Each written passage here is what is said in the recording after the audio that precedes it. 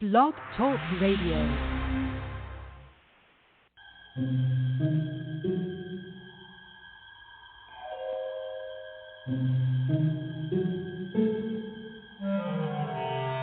Archangels, ghosts, and Bigfoot, oh my. It's just another night for Supernatural Girls. Real stories, real answers to life's biggest supernatural mysteries. And now for another exciting interview with paranormal experts from this world and others.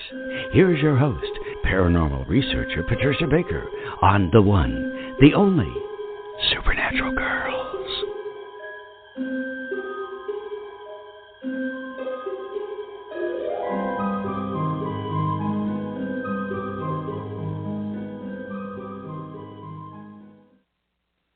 Welcome, everyone, to another exciting episode of Supernatural Girls Radio. I'm your host, Patricia Baker, and it is December 22nd, 2021. Oh, my gosh, how did it get so late in the year? And unfortunately, PK is still recovering from her fractured vertebrae. It's very painful, unfortunately, but she is now at a fabulous rehabilitation center where they are treating her like a queen. So she's getting her 5-star meals and her physical therapy, and she should be home in a couple of weeks. So happy to have her back when she's feeling up to it. So tonight, though, we've got a fascinating guest and a great topic. Shannon Yrizarry is here with us tonight. We're going to be talking about Kundalini and lots of other things, all the topics we love here on Supernatural Girls. And I just can't wait to hear what Shannon has to say, because this is a very important subject. But we're going to just do a few little announcements here. I wanted to mention, again, be sure to check into Attorney Quintilian's book, Are You Getting Screwed on Your Property Taxes? How to Find Out and How to Fix It. This is the month to start looking at your property record cards and figuring out if, in fact, they are accurate.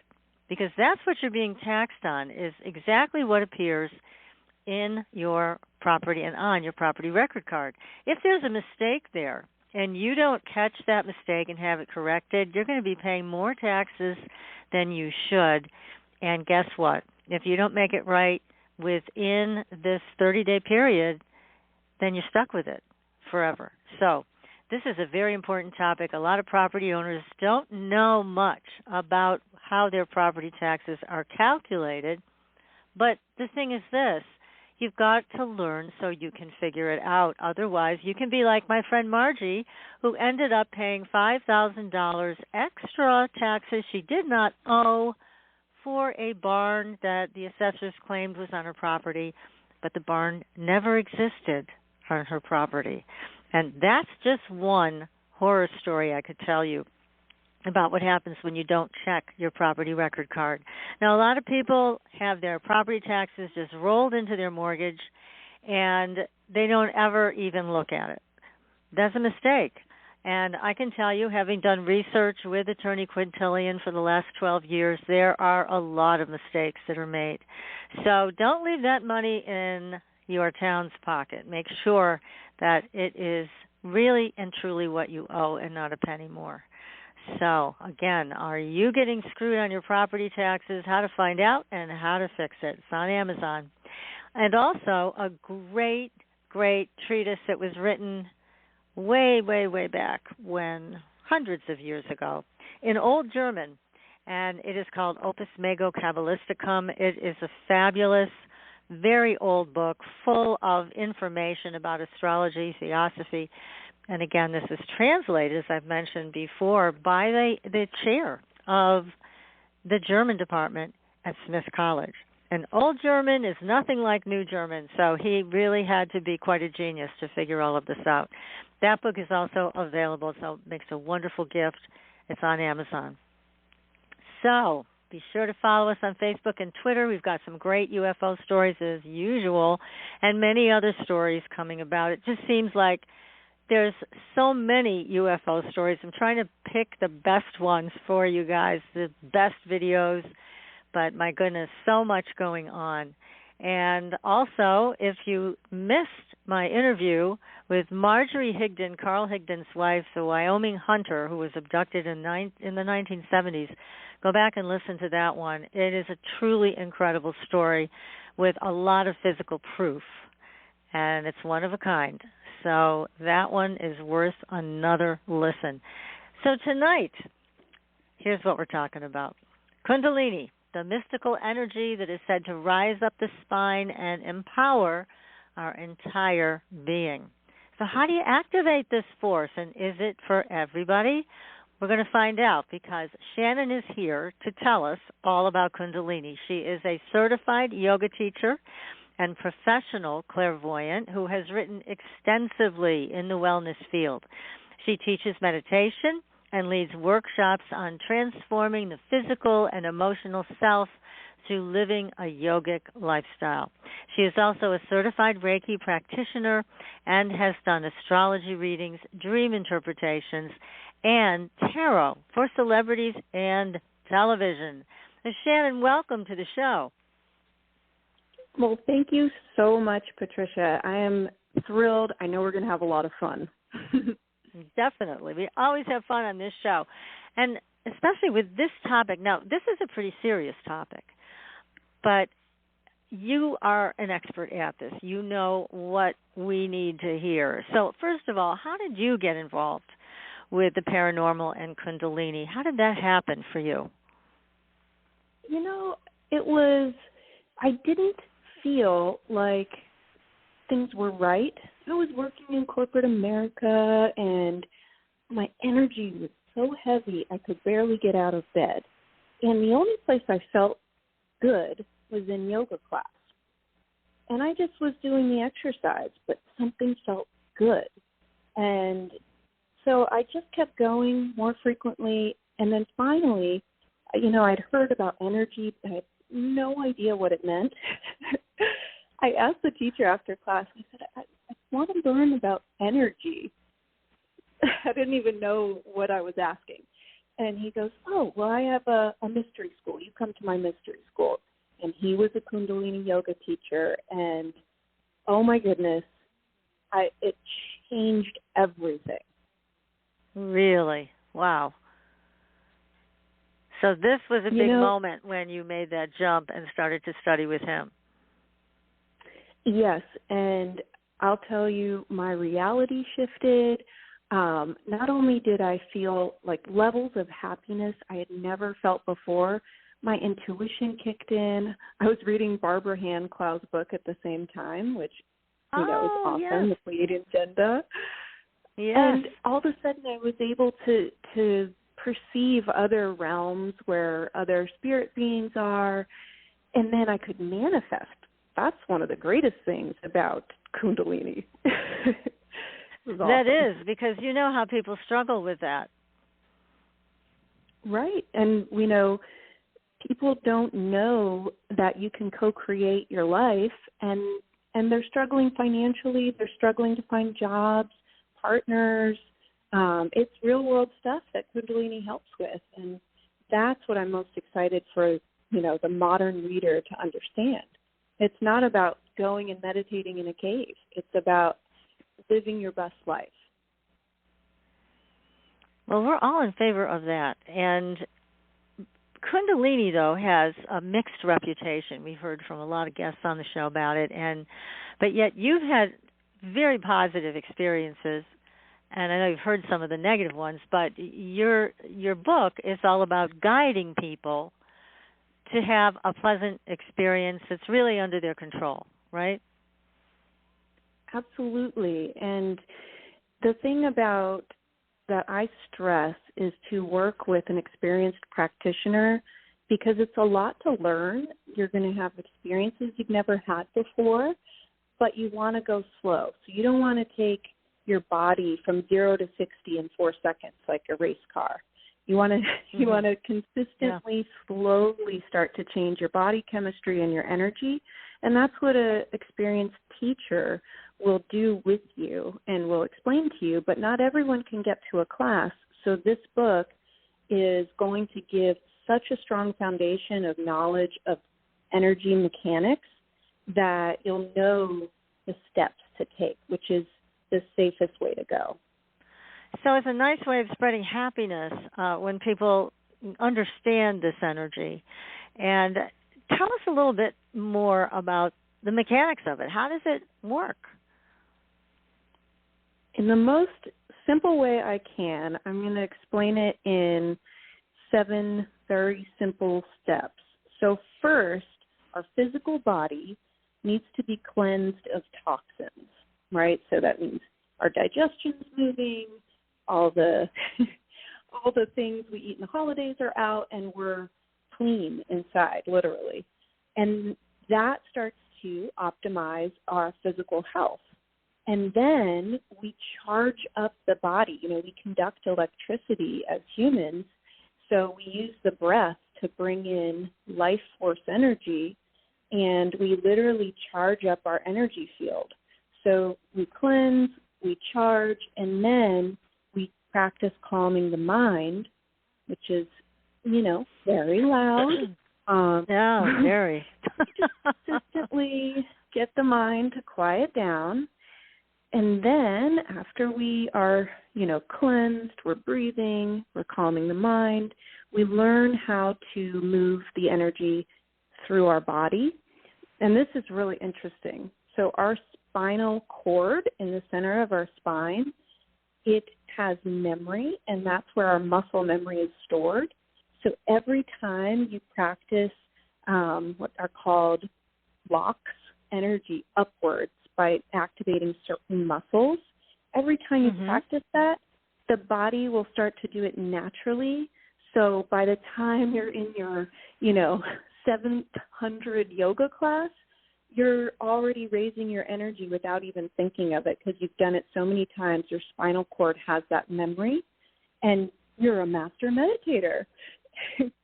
So that is number 5. You have to repeat and repeat and repeat to get this experience on a regular basis. It's not like you're just taking a ecstasy pill, right? Right. Well, a lazy person like me, that begins to sound like some work. So you're talking about doing something repetitively, but there must be then some positive feedback that you get when you do this. Otherwise, people wouldn't be motivated to continue, right? So each and every time you do this, you start to feel something that's pleasant, I would hope. Yes? Oh my gosh, I literally can't even put it into words. You can't wait to go. When you're in Pilates class, my friend texted me today and she goes, I literally hated every moment of my Pilates class today. I said, yeah, I can't stand it. With Kundalini Yoga, you walk in and the energy is already strong. And what happens is it creates a group energy field.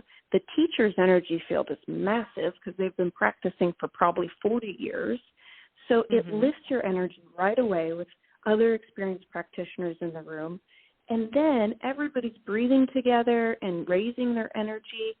And by the time you leave, you're literally buzzing and you feel like you're walking on air. It is unbelievable how good you feel. You'll never have to, drag yourself to practice. It's like no other exercise I've ever done before. Well, that's encouraging. Now, here's the challenge is all of this COVID stuff and people not either being allowed to meet in groups or just not feeling safe enough to meet to do this. Can you do this like at home with a practitioner that you're watching on video or not? So, yes, you absolutely can. There are 2 resources that I highly recommend the most. Rama-TV streams different, very experienced teachers to over 130 countries.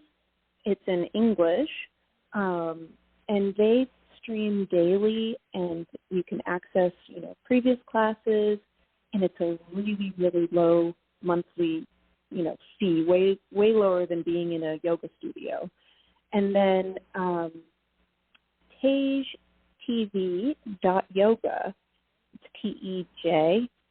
That is the teacher that was Russell Brand's teacher.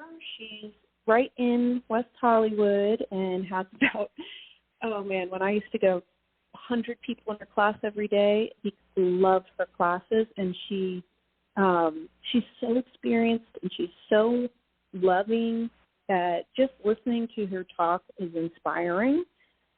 She's very empowering, wants people to be successful, and so she started during COVID. She started her online streaming, and all of these experienced teachers are not going to brush things under the rug. They're going to tell you how to do things safely, and they're going to say, listen to your body. If you run out of energy, just take a break, because everybody's at different places, you know? Yes, that's very true. So the first one was Rama TV. The second one was... Tej, what's her name? TEJ. TEJ. Mm-hmm. I'm just making a note because I know people are going to ask me. .yoga. Okay, TEJTV.yoga. Okay. Yeah, I mean, that's helpful. Yeah. You know, I met this girl who was up in Canada and extremely depressed, actually suicidal, and she found Rama TV, and it pulled her out of depression, and she was just absolutely changed from then on out. And she got her life back. You know, I knew another guy, I've shared a bunch of stories in the book, another guy that he was, you know, selling drugs in college, and he went to jail, and then he luckily found Kundalini Yoga right when he got out, and he's been teaching it ever since because he's so happy. That's a great story. I mean, what a wonderful transformation for him. That's wonderful. So, you know, my understanding of Kundalini, I'm not sure if it's right or not, but the energy moves up the spine and awakens the centers as it goes. And then it hits, the third eye center, where people have been known to have incredible psychic experiences, etc., and then the crown chakra. So are there experiences that people traditionally have as this energy moves up the spine? Are they identifiable as a group, or is it very individualized? Some of the most common ones would be, first of all, when your third eye starts to open, when your eyes are closed, you see flashing lights, like just a white flash, and that's very common when it first starts to open. You'll also feel more sensitive to your environment, so taking breaks will become more necessary. You'll start to feel other people's emotions more, so taking time away from people who are going through a lot becomes necessary, because you start to feel everything. Your sensory system becomes more intelligent. And some of the funny things that people will experience, which are not painful, is heat at the base of the spine. Funny enough, when it first happened to me, it wasn't painful at all, but I thought I had wet my pants in the middle of yoga class, and I moved over and looked down, and that's Kundalini. Oh, thank goodness. Wow. And at first it wasn't painful, but it made me laugh. Yeah. And, and other things I experienced was, energy coming out of the hands or feet, which it makes you feel like an anime cartoon, when they're like shooting energy. You're like, wow, this is incredible. There's this much energy in my body. And it's just the coolest sensation. It doesn't hurt.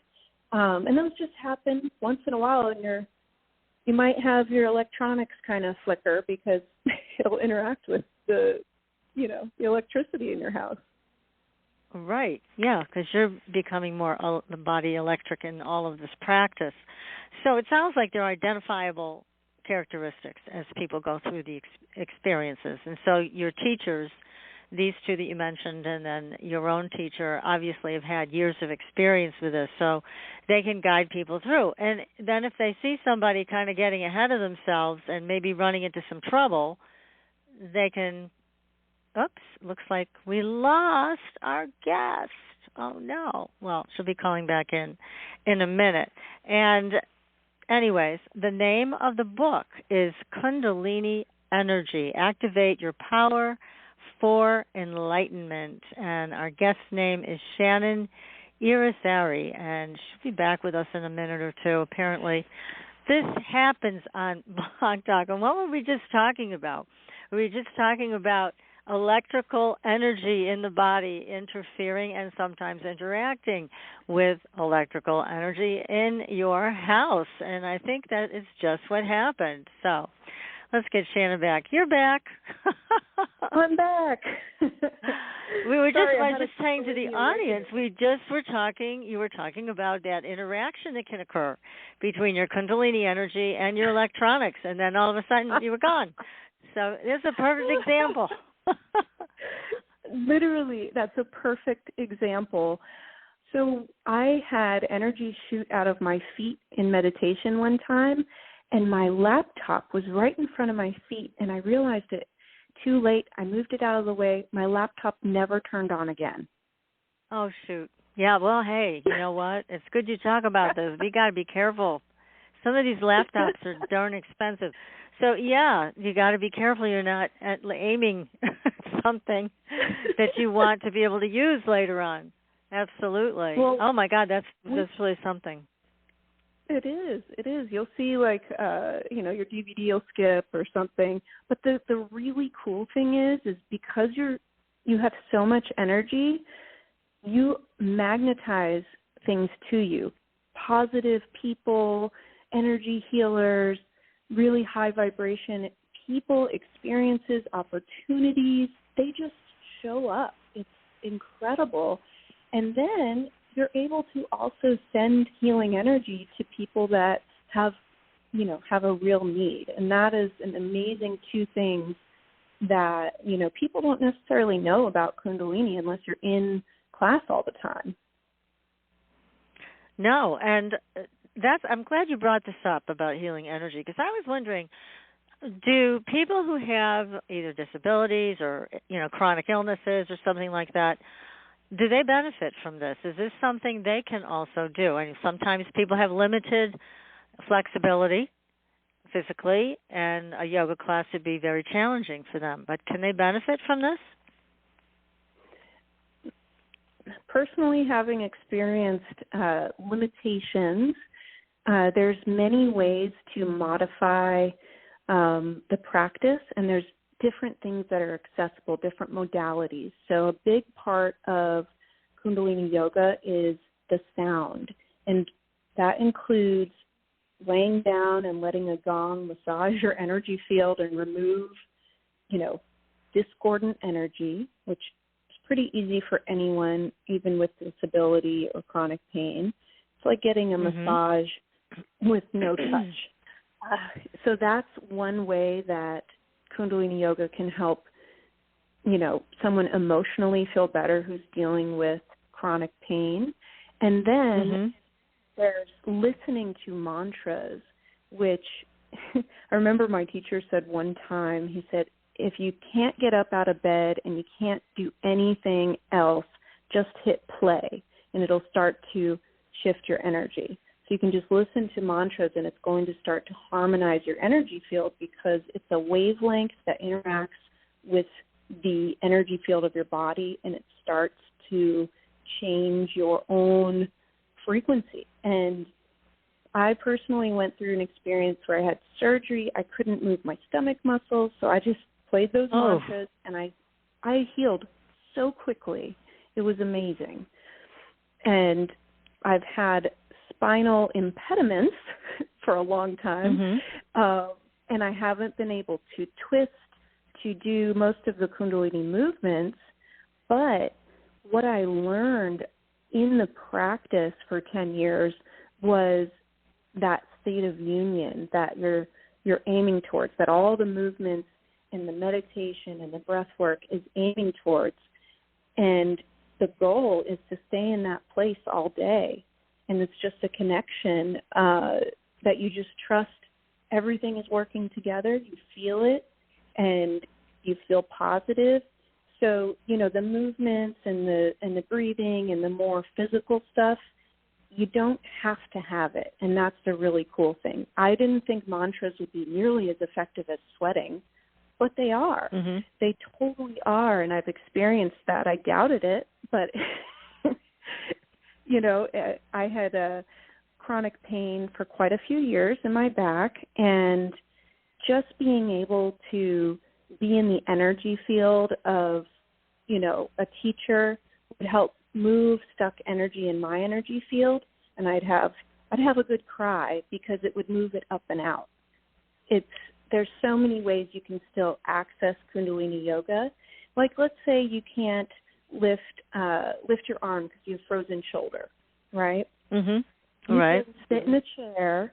You can sit in a chair and do slow breathing with everyone and do the mantra and do the movement that you can. You're still getting blood flow and circulation.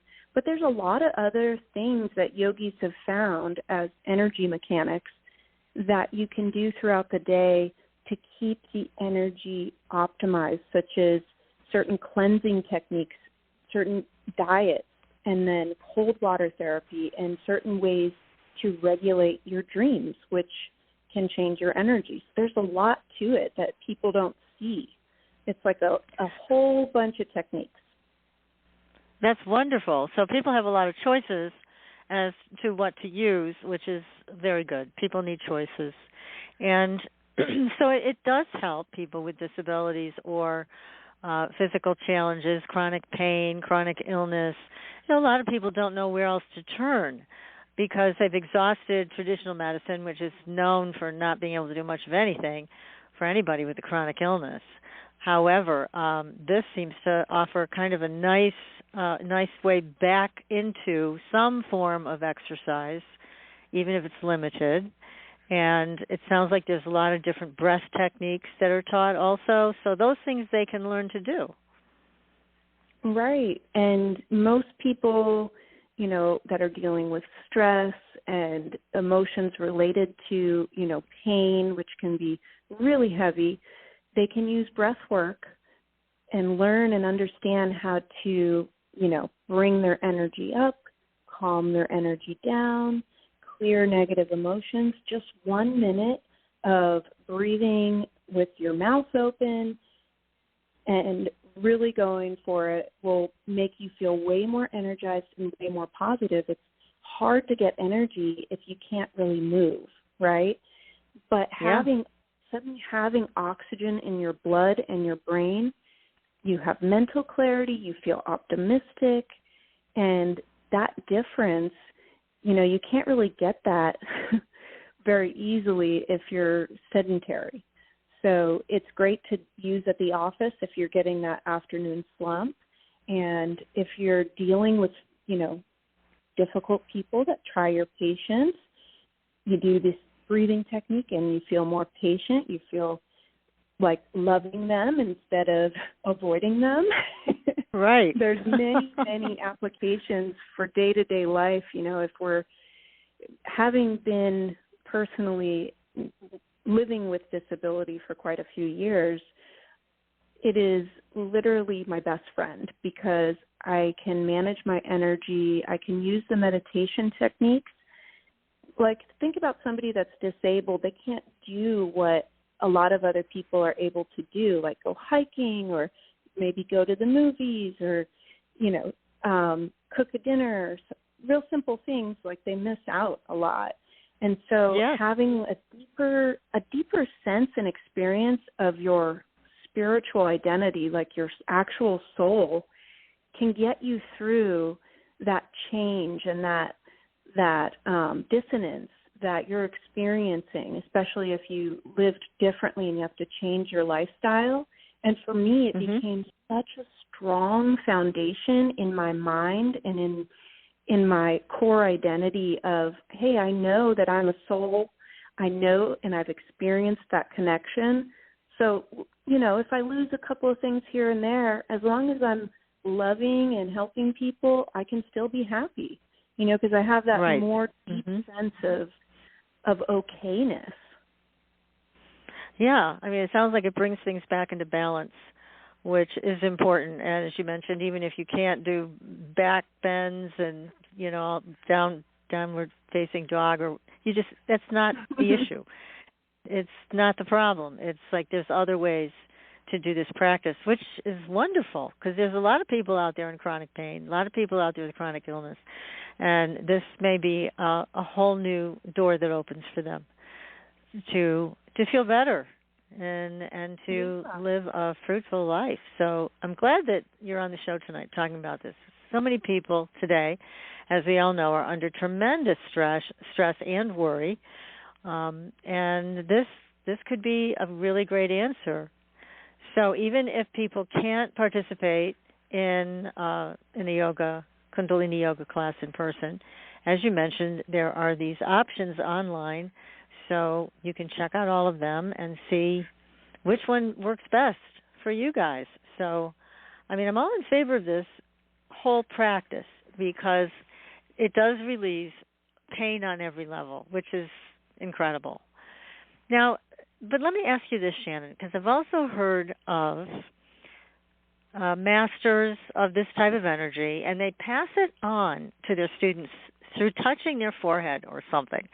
What do you make of that? Is that real? And is that helpful to people or not? I did read a book about Kriya Yoga lineage. So there's many different lineages that trace back a long, long ways. And certain lineages use either a mantra or the touch to what you would call initiate a practitioner. But what that is first a transfer of energy, but second an intention tool. So if you say, okay, at this moment, I'm connecting to my spiritual purpose and my spiritual identity, and that's like a graduation, right? I'm moving on from my worldly, materialistic struggle to be of service to humanity and help other people relieve pain and stress. So, I haven't been touched on my forehead because I have practiced in a different lineage, and so I can't exactly say what that experience is. However, I have a really cool story. So I was reading a Kriya Yoga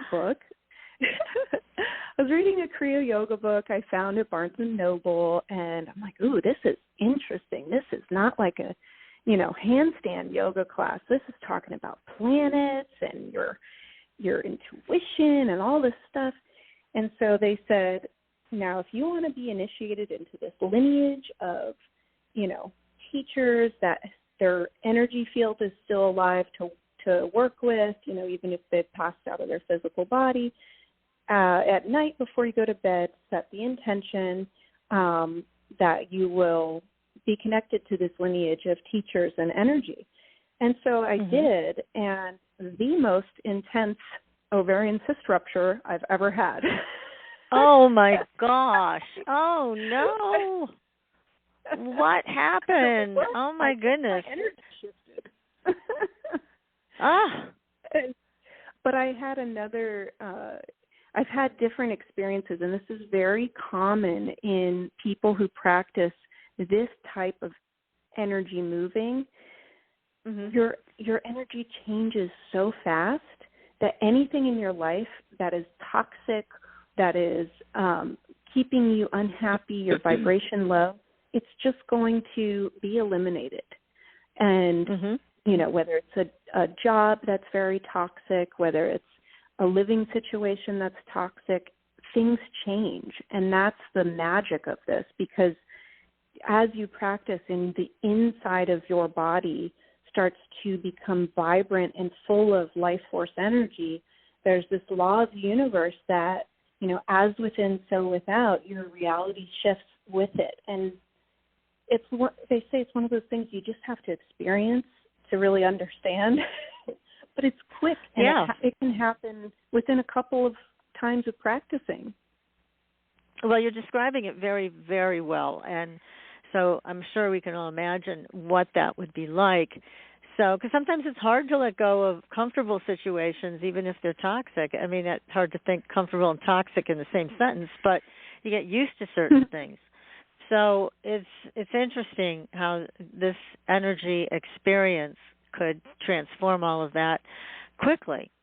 And it makes sense because you did also say earlier in the show that Kundalini energy will attract much better things as you advance in the practice. So it sounds wonderful as long as it stays safe. Now, we've all heard the stories of when it's not safe. So let's talk about that a little bit.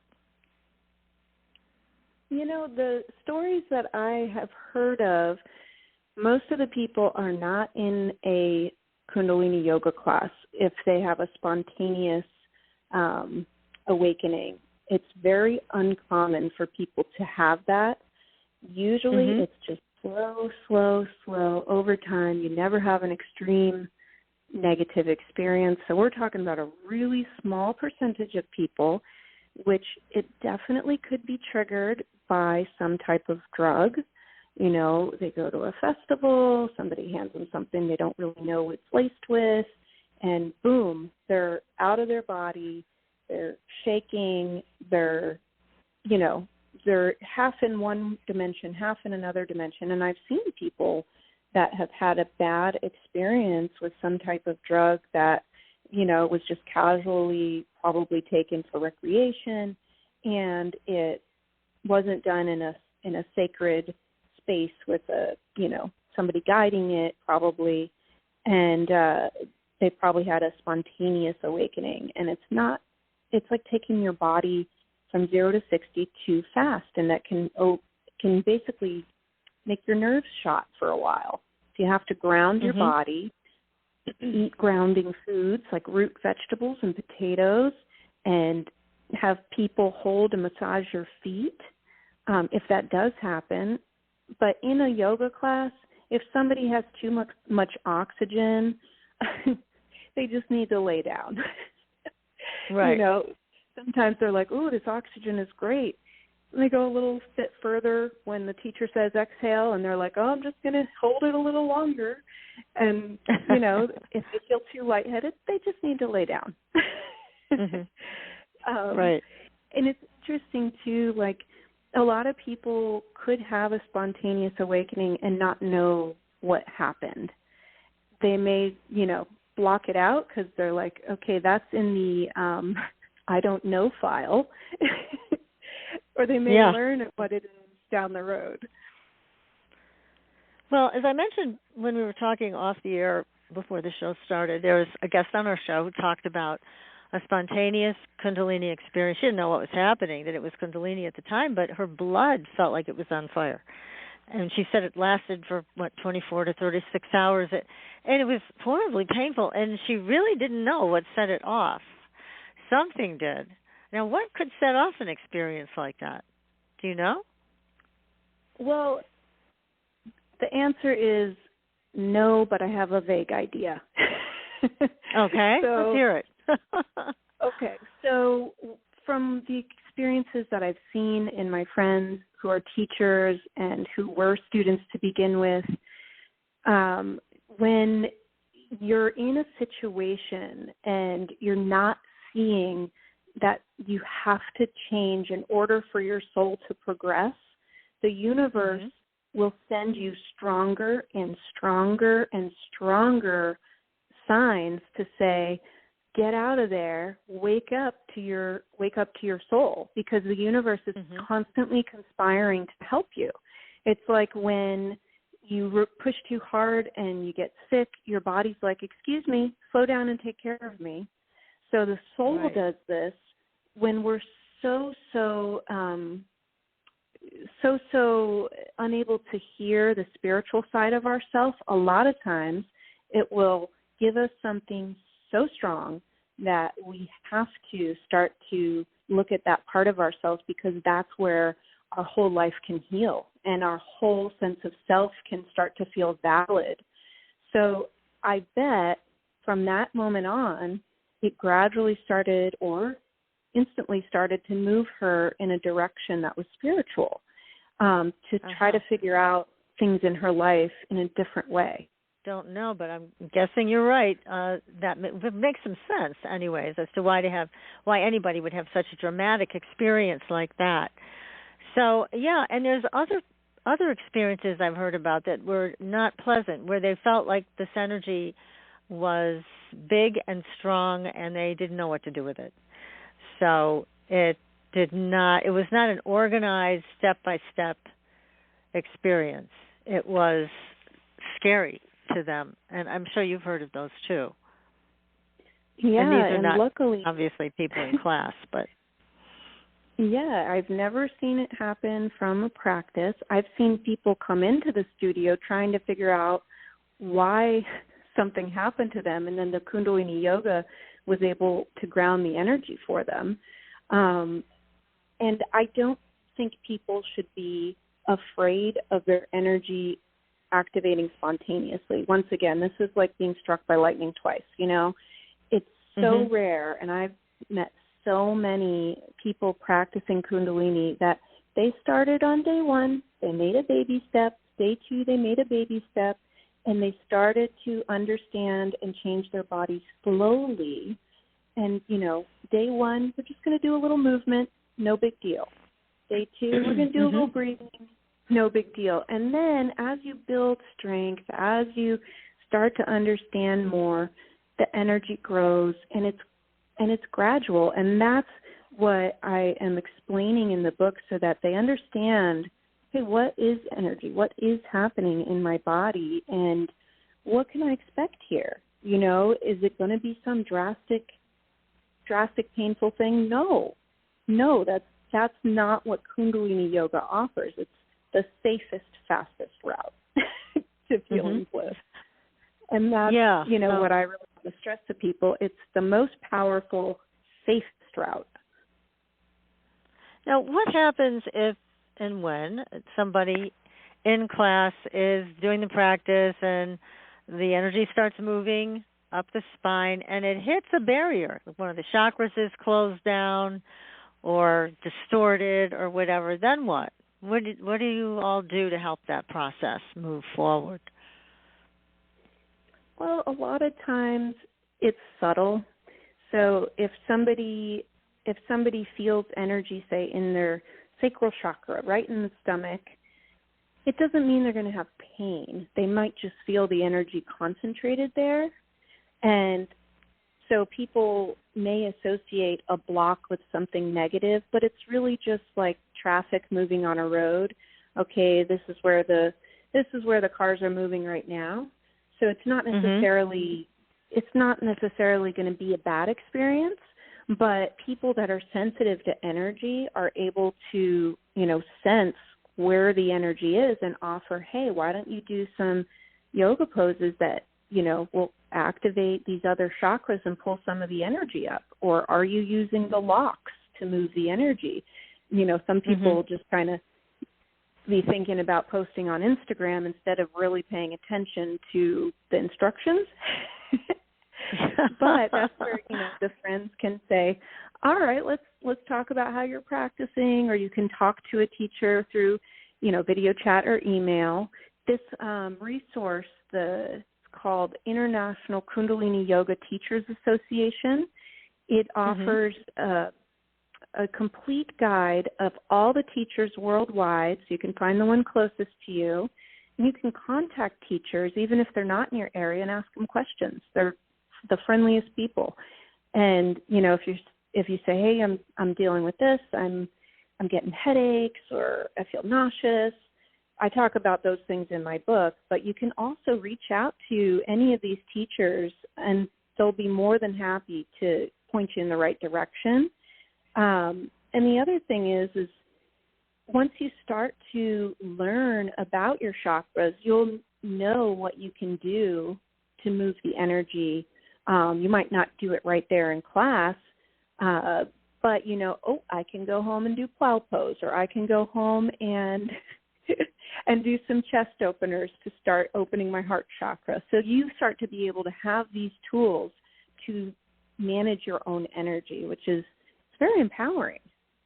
It's very, very empowering. Now, you mentioned mantras. So where, I have this question from somebody in the audience, where would you get that? Is this not a tape, is it a digital file you can download, or what is that? Where do you get this? So luckily there are many free places to get them, just like there's free Kundalini Yoga on YouTube. I've included quite a few of them in my book that I love, with the pronunciation and everything, and I also included the artists that have great recordings of them that I love to listen to because their voice isn't irritating. Yeah. And they're free on YouTube. You can download them on iTunes, or you can get them on Spotify or on YouTube. And I put the names of the artists in there, the names of the recordings in there. And if they search Kundalini Yoga mantras, there's so many on. A lot of the resources can be found on 3ho.org, and they have it divided into the different, exercises, mantras, things like that. But the great thing about the technology age is all this information is readily available. It's just you need somebody to point you in that direction. Well, I'm very surprised to hear how much support is available for Kundalini practitioners. This is really exciting. So I think it's great. It's great that there is such a large group of people practicing and also willing to help each other in this whole path. Now, how about Reiki and Kundalini? How do those two things fit together? Because you are also a Reiki practitioner, right? Yeah, they fit together so well. Having an understanding of the chakra system helps with either receiving or giving Reiki, and receiving Reiki helps with your yoga practice. So they're so complementary. And the neat thing is if you receive Reiki from a Kundalini yogi, it's going to be a lot stronger. Oh, gosh, yes.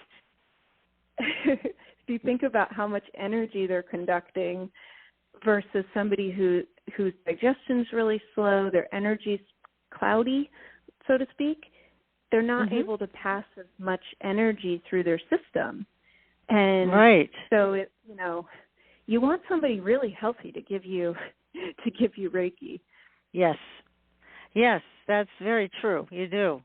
Now, you also mentioned there's things you can do with dreams and activating and working with Kundalini. So, we've got to get into this because I am a dream analyst myself, so I'm so fascinated by this. Tell us more.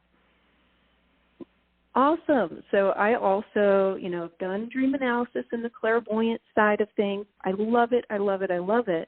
And Kundalini Yoga has a completely different take on the dream state and how it affects our energy field.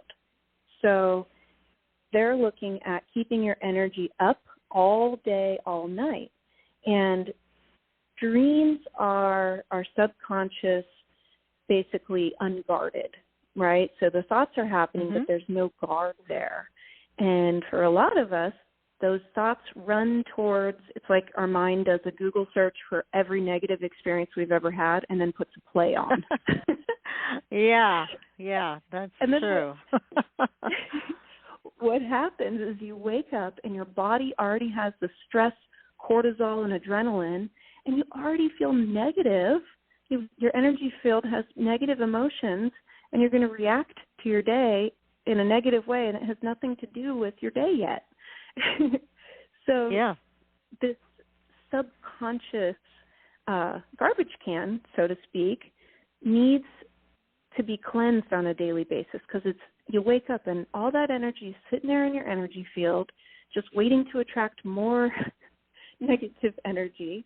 So the breath work first thing in the morning clears it out. It just clears it so you're back to neutral. You're back to zero again. And the other technique, which is really neat, is to play quiet mantras at night, and it basically acts as a guard to your subconscious. Because remember, it's a frequency. So there's a frequency of negativity, so lower frequency. Mantras are designed in a higher frequency. These are, created in a state of super consciousness, so the sound frequency resonates that state of mind. When you hear a song that's like really angry and it conjures this sense of angst, that's a frequency because the music is made in that state of mind. So when you're dreaming and you have this harmonious sound wave, it directs the mind in a different way, and you can stop having nightmares, and you can wake up feeling energized and clear-headed. It is so nice. It's so much better. I've worked with so many people who say, well, I just dreamt about my day all over again. It's like, well, isn't that boring? So the first thing you have to do is clear that energy so you're not dreaming about your day again. Put it in a box somewhere, close the lid. So, it's. I think it's really important, especially now because there's so much stress and tension out there in the world, and, there are people in charge that want us to stay in fear and divided. So there's a whole campaign that's in full swing right now, and we have to be conscious about what choices we make and how we choose to perceive energy and use energy so that when we go to sleep at night, my gosh, the last thing we want to do is drag all that with us into our dream state. So, these exercises you're suggesting that are in your book, right? Those two are very helpful. Oh, yeah. There's breath work, there's movements, there's mantras, there's, explanation of the dream state and how to improve it. And what's really interesting is the way that it increases your bandwidth mentally, the clarity it brings, the positivity it brings, and the love for humanity that it brings, it creates a neutral mind. So the whole, step of, okay, I'm going to the negative mind, to the positive mind, and now I'm going to the neutral mind, which allows you creatively to actually see ways to bring people together from different sides of the fence and to not be angry, right? Because so many people are processing so much anger right now because of this polarization we're dealing with. And the yogi energy mechanic, the whole thing is to get you to perceive. You don't have to, force it. You don't have to think about it. Suddenly it puts you in this consciousness of neutrality where you can see solutions, where other people are just banging their head up against a wall. They're angry. They're seeing more ways that we're different from each other. And with this book, I thought for a year on how to approach it because there's discord in everything right now, including the Kundalini Yoga community. Everything in the world broke apart at once because astrologically that's where we were. And so I wanted to create a book from the neutral mind that wasn't one side or the other, to bring people to this reminder of our common spiritual humanity and leave everything else, because we like attracts like. So if we continue to harbor on the negative, we'll find more of it. But if we can elevate our energy, we'll start to see positive ways to help people feel better, just naturally. And we need that right now. We absolutely need that right now. Oh, we do. We do. We need to stop being so divisive with each other and find that neutral place. I think that's a great suggestion in general, just to find that neutral place right now. It also helps people let go of fear. It's a big fear one. Blaster.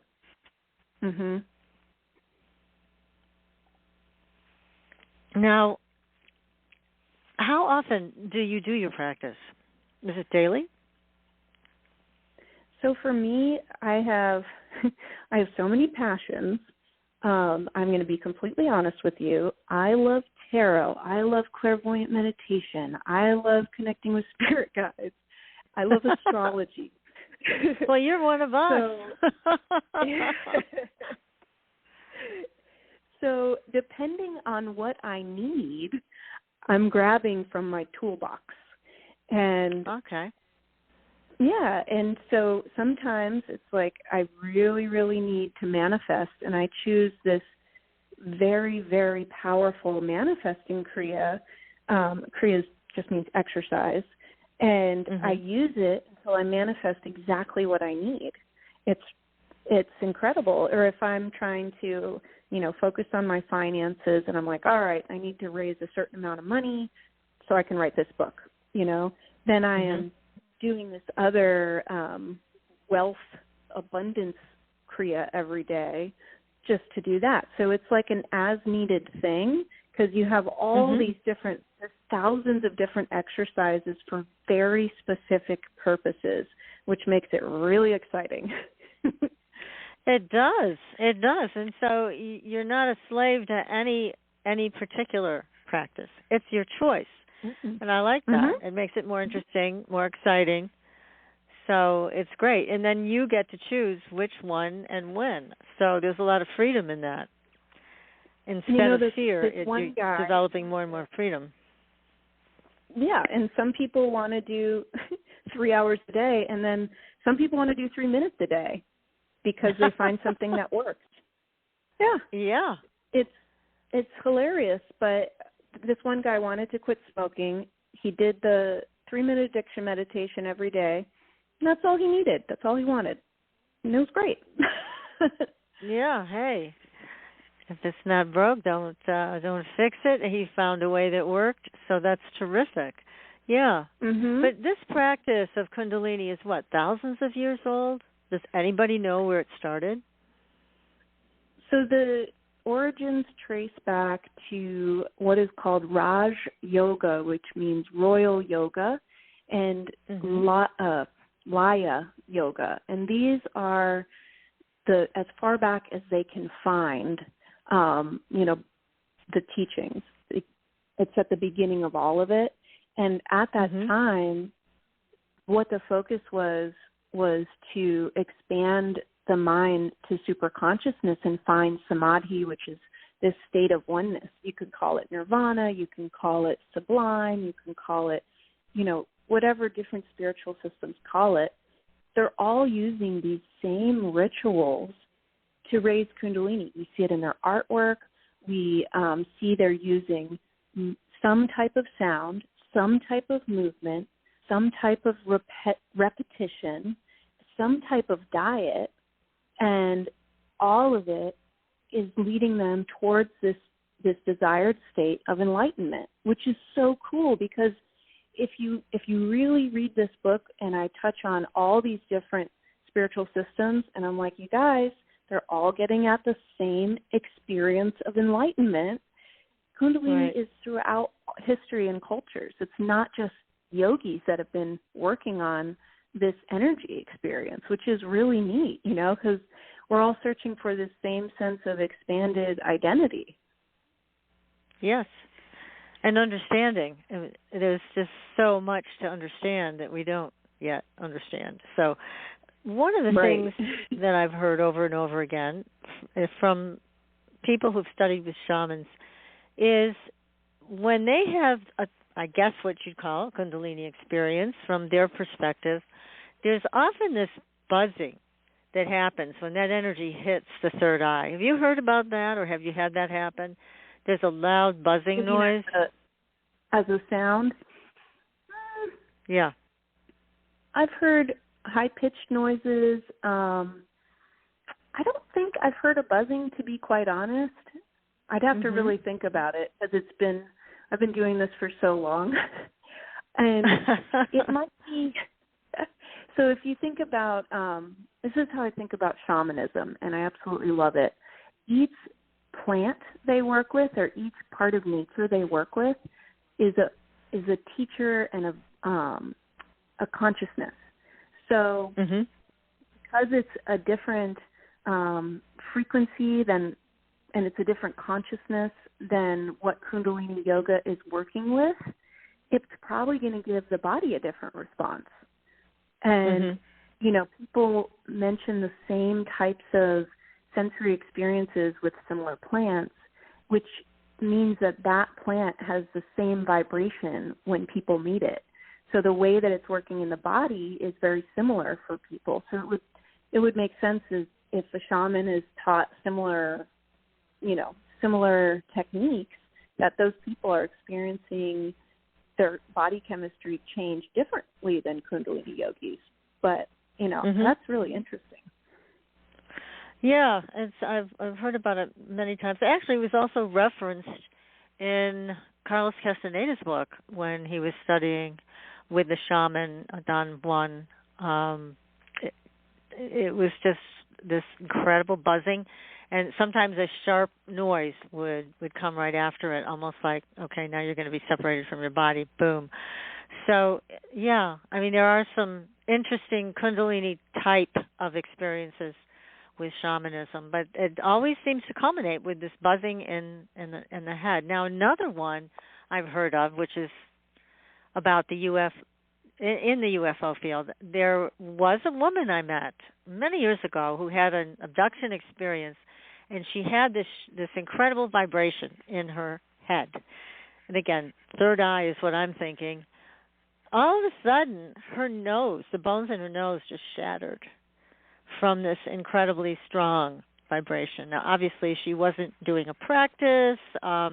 This was just something that happened that she described as rather painful and rather surprising. She wasn't attempting to do any awakening, but this came on the heels of her experience, and it was a very strong vibration in her head that seemed to cause the breaking of her nose.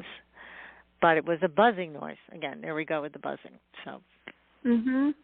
If you're standing next to a very high frequency radio tower or cell phone tower, you'll hear a buzzing, and these are frequencies we can't see with the naked eye, but they're so powerful when they get stronger that you hear this buzzing.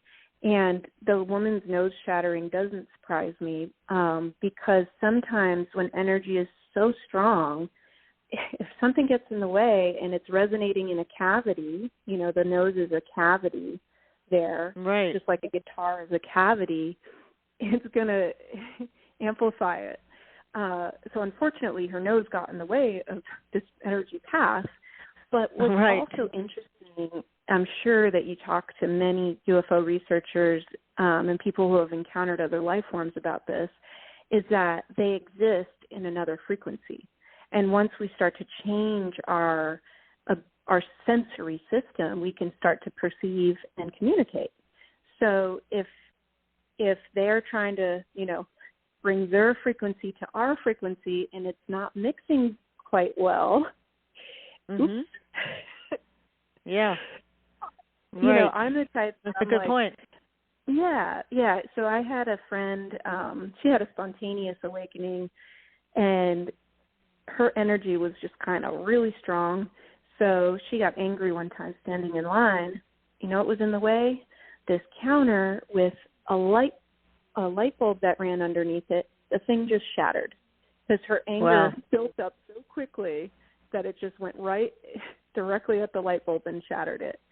That's what sound does too. It shatters glass if it's high pitched. Mhm. Right, it does. Yes. So, yeah, and it's all frequency. And certainly anger is can be a very strong energy. And it can find its grounding just like lightning does. Mhm. Yeah. So that's what it sounds like happened with your friend. Yeah. But again, it's all of this, I'm so encouraged to know so many people are practicing Kundalini yoga, and they are a strong community helping each other. Now, you mentioned there's even division in that community, so we don't want to get distracted by that, but we certainly want to find the harmony that will support us in our own practice of Kundalini yoga. A typical class is what, 2 hours or an hour? How long does a class go for? It can go an hour or 2 hours. And, if you have a lunchtime half-hour session, that can be great too. But It really depends on what the teacher likes to do, because as long as the teacher is really excited about teaching, the students are going to get a ton more out of it.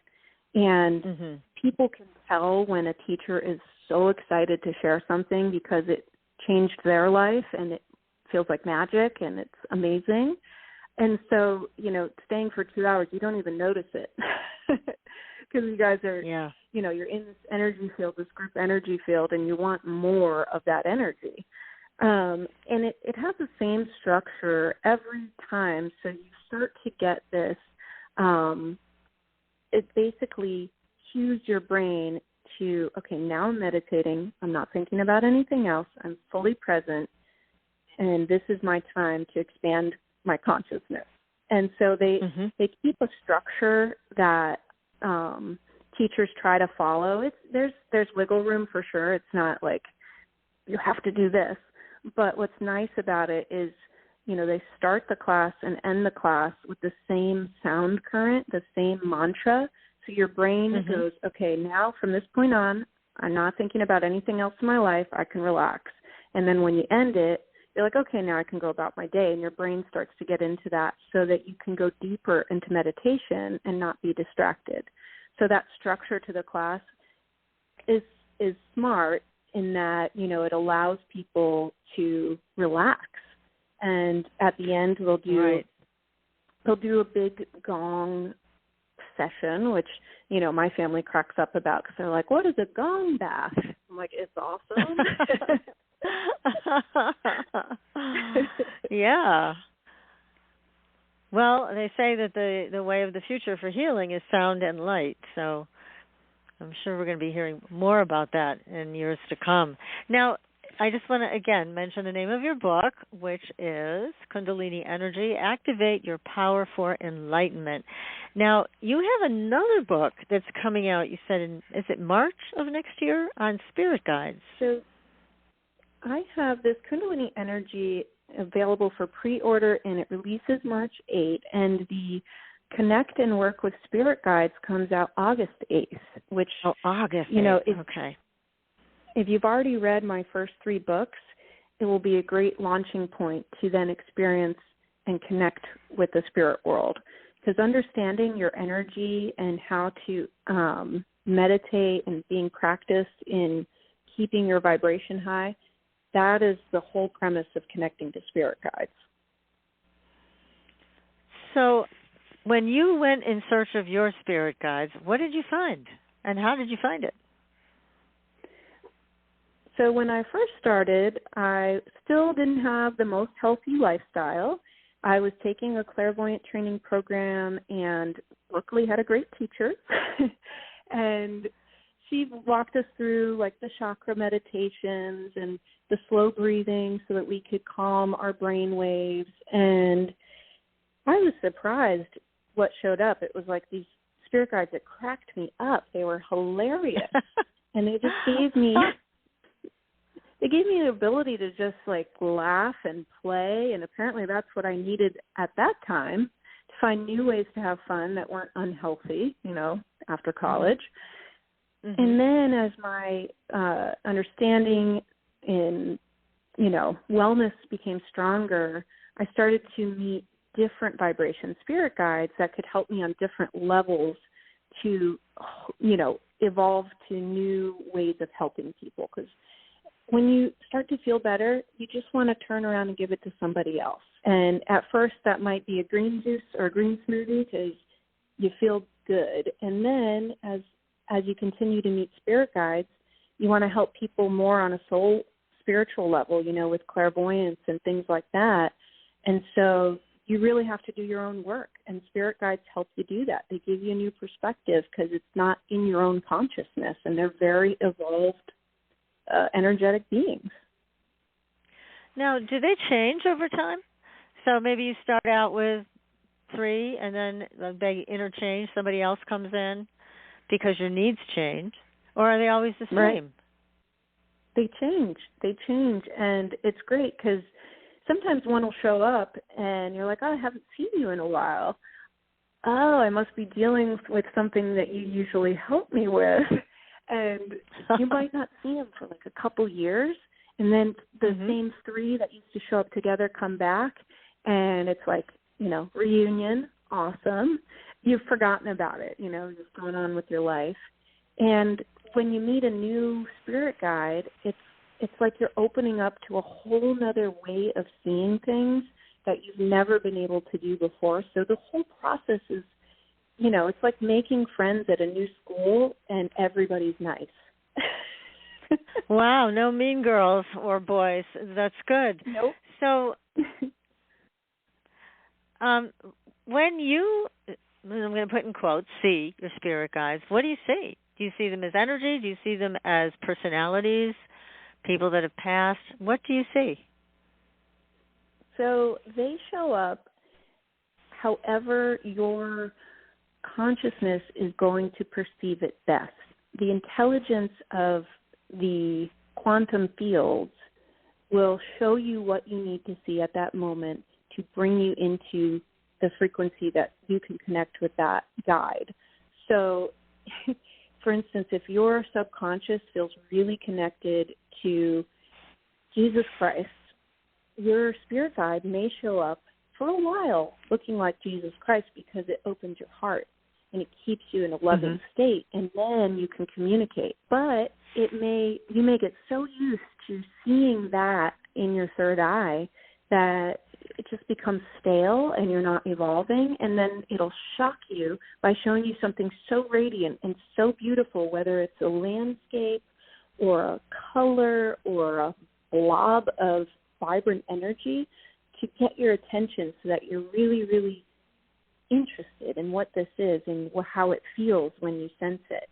And what's neat is the same being may always show up very, very similar, and then sometimes it'll change so much because it wants to teach you about energy that it will show you all the different forms it can show up as, whether it's a feeling, a color, an image, I had one time it changed into a little squeaky ball. It was hilarious. Yes, they sound like comedians, your spirit guides, definitely. It's a blast. It's so much fun. It's not this like heavy, deep work with spirit guides. It's like they're happy, evolved spiritual beings, and they're just going to lift our energy to get rid of those heavy feelings, So it is something to just like open our hearts and lift our energy, and nothing but that, to be perfectly honest. So that's really good information that they can change out through the years, and as you change, they can also change in their own ways and give us different kinds of advice and guidance. So if they change, it's not like you're doing it wrong. Yeah, it's just you need something else. Now, have any of your spirit guides, do you feel they've ever saved your life, kept you out of harm's way? Anything dramatic like that? One of the experiences I shared in my book actually kept my good friend it saved his life. So I was hiking in Los Angeles, and I don't know if it was a spirit guide or, where it came from, but my heart started pounding so much that I had to stop. Oh, my. Instantly, this person's image came into my mind, and I knew that I'm seeing this for a reason. And I emailed actually my Kundalini teacher, and I said, will you please pray for this person because I have this sense. And I don't know exactly who sent me that sense, but it was so powerful that it stopped my body. And she said, absolutely, I'll pray for him. And I want you to do this Kriya, which is to clear ancestral karma. So I went home. I did this moving, breathing mantra thing for 30 minutes.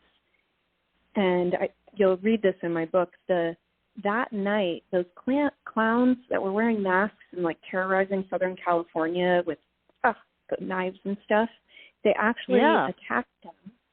So they attacked him and went for his lung, which would have been lethal, and his arm went up and caught the knife. And he did go to the hospital, but he didn't die. They didn't puncture his lung. Wow. Oh, thank goodness. Oh, my goodness. Yeah. It gives you shivers, right? Yeah. I mean, it's all these things that came together to keep him safe. I mean, your teacher praying for him, but then asking you to do this Kriya, and all of that energy really did help him survive that horrible encounter. Yeah. Right. Oh, my. It was, you can't really deny things. And with like Kundalini energy and intuition, it opens so you can connect to guides. There's so many experiences that you end up having and that you talk to people about. You're like, okay, there's no question this stuff is real. It's so common. Yeah, and so many people, again, can describe similar experiences. There's quite a big reference point there for a lot of things to do with Kundalini. Yeah, it's a very powerful energy, obviously. Now, is it something that maybe some people should just stay away from? Is there such a thing as people who aren't good candidates for this type of practice? Sure. And the best advice I can give is if you don't feel good about it, don't do it. For instance, I don't feel like I should ever do LSD because I know I won't come back. My mind is going to be like, this is awesome. I'm going there, and I like it there. And I just intuitively, I'm like, that's not going to be healing for me, but I know it's healing for other people sometimes. And then if somebody feels like they don't resonate with Kundalini yoga practice, that may change in the future. But if they never feel intuitively drawn to it, it's not what's going to help them in this lifetime. And it doesn't mean they're any more or less evolved. It just means that their soul came here to learn something in a different way. So I always say, like, go towards the teachers you're drawn towards. Go towards the practices you're drawn towards when you're drawn towards them. There's no right or wrong. Yeah, that makes a lot of sense. Absolutely. Yeah, I was just wondering, is this something that would help or hinder people who have been diagnosed with mental illness? So it depends on the severity, to be perfectly honest. So depending on, because it can affect your nervous system and your brain chemistry and all of those things, there are certain practices that I wouldn't recommend because it's too much energy for the brain. So for certain people, I would say listen to mantras. It'll be very calming, very soothing. If their energy is already amped up, you want to ground their energy, right, with calming, slow breathing. And a teacher would know, okay, this person doesn't need to do fast, powerful breathing. They need to ground their energy. So they shouldn't, necessarily go and just practice willy-nilly anything, but they can be helped by it. And, there's plenty of people that are practicing Kundalini yoga with, nowadays, most people are dealing with something. And there are specific meditations and kriyas for different things, for different mental health things and for things like Alzheimer's. It's actually, they're doing scientific studies to prove that some of these things can help with Alzheimer's. And, the effect on the brain depends on the person. So it's like picking from the toolbox. Because there are thousands of meditations and exercises, you'd want to go to an expert doctor, just like you'd want to go to an expert yogi to say, okay, this is what I'm dealing with. What's going to help? Yeah, it would be good to know. Now, there's so many people now with Alzheimer's. What kinds of things are recommended? So they have a mantra you can listen to that might improve this? Yeah, so this one, let me just look it up in the book here. It's really simple, actually. You're just sitting in a meditative position, and you're listening to a meditation or a mantra, and then you're just touching the tips of the fingers together one at a time. So it's this connecting of the energies in the brain, and they've literally studied doing it 30 minutes a day, changes the brain neural pathways and improves the symptoms of Alzheimer's, which is so great. And I'm trying to remember the name of it off the top of my head. That is great because there's very little that helps Alzheimer's patients. So something like that, if it improves it at all, is really a tremendous thing. And again, there's no side effects. It's something that's very non-invasive. But yeah, and I mean, listening to mantras, there's nothing negative about it. Yeah, and it's relaxing. It's powerful. I remember years ago, I went to the Maharishi Ayurveda Medical Center in Lancaster, Massachusetts, which unfortunately closed. It was a gorgeous place. Deepak Chopra actually used to be the director there years ago. And it attracted some very interesting people, before he went out west and had this big fight with the head guy. So anyways, so I got to meet him and be at the center several different times. And there were tapes at the time you could purchase to listen to these mantras and other things. It wasn't just a mantra, but it was like I don't know what you would call it, but it was a paragraph maybe of words, Sanskrit words, or words that came together, and it was all for healing purposes. Yeah, of course I did not understand the language, but there was something about it. It was so powerful. And with sound like that, and these were ancient sounds, obviously these mantras are also ancient sounds, aren't they? The ones you're talking about?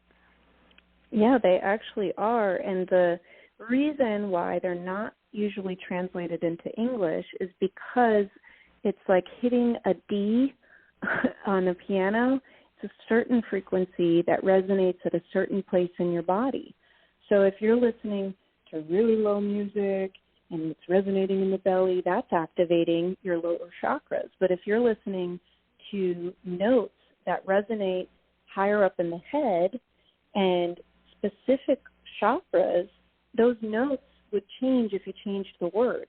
So the actual meaning of it doesn't really matter. It's more so where it's resonating in the body, which is activating that specific energy point. And you can feel sometimes your heart relax, like the muscles in your chest relax when you're listening to something that's right at that like mid-range frequency. And so the yogis designed these mantras at a specific, Om is always at the same note, wherever you hear it in the world, it's usually the same note, and it puts you in this state of connection. And so the mantras themselves are designed just like, this is really cool. So the names in Sanskrit of yoga poses that you do in a regular yoga class, the name themselves resonates with the part of the body that it's energetically working on. Like Bhujangasana resonates your sternum and it stretches your sternum. I mean, this is like energy mechanics. It's so cool. It really is. You think of yourself like a guitar. Well, and again, what I like so much about listening to mantras, because I'm so lazy, that it's easy. I mean, I can just turn it on and listen to it, and this kind of resonance happens automatically. All of a sudden, your that. mind is more clear, creative. You're thinking differently depending on the mantra you choose. And there's very specific mantras for very specific outcomes. And you don't have to recite it yourself. You can. You can listen to it on low or high volume, and it just helps harmonize in a very specific way. And I don't think people realize how specific those sound currents are in guiding your subconscious. If you listen to one of these mantras that, like for a very specific reason, it'll make you aware of your soul purpose and give you the means to live it. That's a very specific thing. You listen to it for 40 days, it changes the neural patterns in your brain, and you're on a different path. And that's amazing. I love that. Yeah, it's there is a power to that sound. Right. And what I really stress, too, is you can be a part of any religion. You can be atheist. You don't have to change your belief system to experience energy in the body and to understand the different systems of the body, whether it's your digestive, your nervous, your lymphatic, your, energy field. This is nuts and bolts. And, they're just the mechanics. You can get any kind of car you want and call it whatever you want, slap a different brand on the car, Chevy, Ford, whatever. But at the end of the day, the engines run on pistons and sparks and whatever. I don't know how they work, but that's the body. Yeah. And once you understand that, experience is beyond what you call any system or religion. And we can all, see there's bridges between us, even if our belief system doesn't match the experience or doesn't get us all the way there. And that's what I love is that, with the experience of Kundalini, you're able to see beyond the limitations of what the mind conceives of, which is, it brings peace, between people that are on opposite sides of political spectrums or something of that nature. Yes.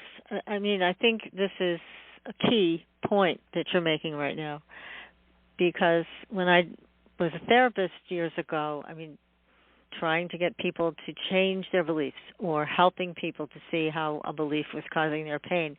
Good luck with that. It is not that easy to do, especially if it's something they learned before the age of 7. So This aspect of treatment with sound is really, really important, really important. And the daily clearing with sound, just keeping it playing whenever you can, just keeps clearing those old subconscious patterns, so you can just be present without all those patterns running, and then guide the mind where you'd like it to go instead of it guiding you. That's brilliant. I love it. Oh, my goodness. Shannon, I'm so happy you were able to join us tonight, join me and our audience. This is fantastic information. I love it. It's great. Well, with all the experience you have, you're able to pull out some of the most interesting facets of this practice, and it just makes me so inspired to have this conversation, honestly. Well, I'm thrilled that you took the time to come and join all of us tonight. This has been fascinating and so helpful, and I just wish that everybody could run out and read the book today, but I know it's not out for a few more months. But again, the name of this book is Kundalini Energy, so make a note of it, everybody. So you can pre-order it now, or you can buy it in March. On March 8th, it's going to drop, and you can have your very own copy. Kundalini Energy, Activate Your Power for Enlightenment. And the author is our fabulous guest tonight, Shannon Yrizarry. Did I pronounce that right? Yep. Good job. Yay. All right.